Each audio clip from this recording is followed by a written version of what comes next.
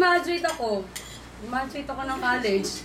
Sa TIP, Electrical Engineering. Okay. Tapos, pumasa naman ako kasi wala akong trabaho. Actually, di ko siya nagamit kasi ang pudra nakialam.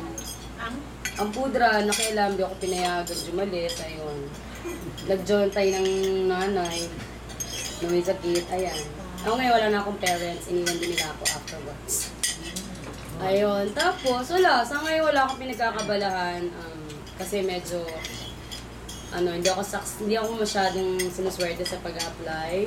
Tapos, yun nga, nagkasakit pa ako ng asthma. Medyo, pag gina-asthma ako, nahihirapan akong So, yun.